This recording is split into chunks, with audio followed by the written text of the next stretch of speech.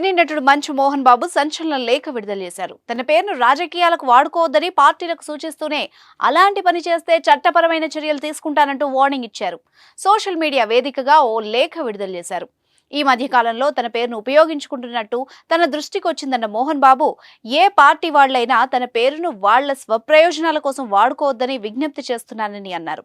అలాగే మనం అనేక రకాల భావావేశాలున్న వ్యక్తుల ప్రపంచంలో జీవిస్తున్నామని, ఎవరి అభిప్రాయాలు వాళ్లవని చెప్పుకొచ్చారు. మీ బిజినెస్ విస్తరించాలనుకుంటున్నారా? మార్చి 16-17 హైటెక్స్ లో ఫ్రాంచైజ్ ఇండియా బిగ్గెస్ట్ ఫ్రో ఎక్స్పో. ప్రతి ఒక్కరికి వ్యక్తిగత అభిప్రాయాలు ఉంటాయన్న మోహన్ బాబు, అది వారి వారి వ్యక్తిగతమని లేఖలో పేర్కొన్నారు. చేతనైతే నలుగురికి సాయపడ్డంలో దృష్టి పెట్టాలి గాని, సంబంధం లేని వాళ్లను రాజకీయ పార్టీల్లోకి, వారి వారి అనుబంధ సంస్థల్లోకి తీసుకురావడం బాధాకరమన్నారు. తనకు అండాదండగా ఉన్న ప్రతి ఒక్కరికి అభివందనాలు తెలియజేస్తున్నానన్న మోహన్ బాబు, శాంతి సౌభ్రాతృత్వాలను వ్యాపింపజేయడంలో అందరం కట్టుబడి ఉందామని కోరుకుంటున్నట్టు తెలిపిన మోహన్ బాబు, ఇది ఉల్లంఘించిన వారిపై న్యాయపరమైన చర్యలు తీసుకుంటానని హెచ్చరించారు.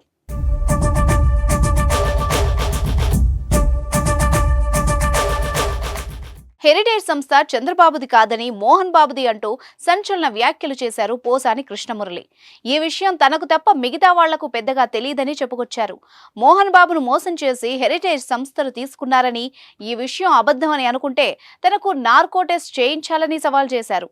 టెస్ట్లో అబద్ధమని తేలితే తన్ను లైవ్ లోనే చెప్పుతో కొట్టండి అంటూ పోసాని ఛాలెంజ్ చేశారు. ఈ నేపథ్యంలో రాజకీయ వివాదాలకు దూరంగా ఉండాలన్న ఆలోచనతోనే మోహన్ బాబు ఈ లేఖ విడుదల చేసినట్టు రాజకీయ విశ్లేషకులు భావిస్తున్నారు.